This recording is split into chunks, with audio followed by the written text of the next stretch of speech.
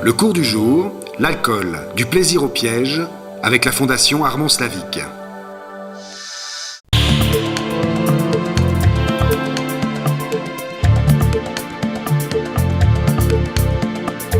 Je pense que ce fléau de l'alcoolisme chez les jeunes, dont on parle beaucoup, on doit déjà bien l'identifier. On sait que quantitativement, c'est une minorité de jeunes qui sont touchés, mais que qualitativement, en tout cas en termes de comportement, on a constaté ces dernières années une forte évolution, une forte tendance allant vers la consommation à l'excès, vers des mélanges de toutes sortes de substances. Et je pense qu'il faut d'abord bien cibler cette problématique-là pour ensuite l'attaquer. De temps en temps, je sors le week-end, assez fréquemment ces temps, et c'est vrai aussi que je bois de temps en temps, et on ressort de ces soirées en boîte dans un état d'ébriété un peu second. Et donc, et voilà, mais on se rend compte aussi, je me rends compte qu'il y a beaucoup de problèmes, il y a des bagarres aussi, tu as l'alcool, et ça je trouve que c'est totalement négatif, quoi, ça a vraiment un mauvais côté.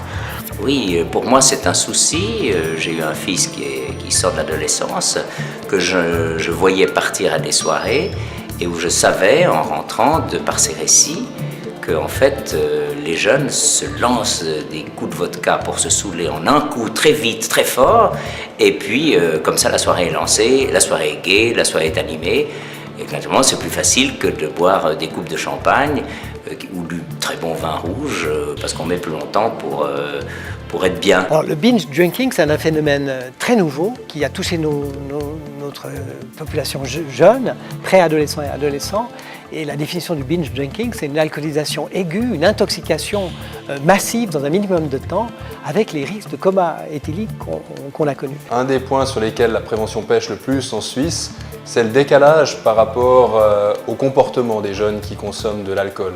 On a une prévention qui est encore beaucoup trop axée, de mon point de vue, sur le produit et pas assez sur le comportement. Je vois que d'autres pays voisins, la France, la Grande-Bretagne par exemple, ont développé des clips assez durs, assez forts, assez choquants à certains égards, pour montrer aux jeunes ce que peut produire la consommation abusive d'alcool en termes de comportement. Et plutôt que de stigmatiser le produit, on axe là la prévention sur le comportement généré par la consommation abusive de ce produit.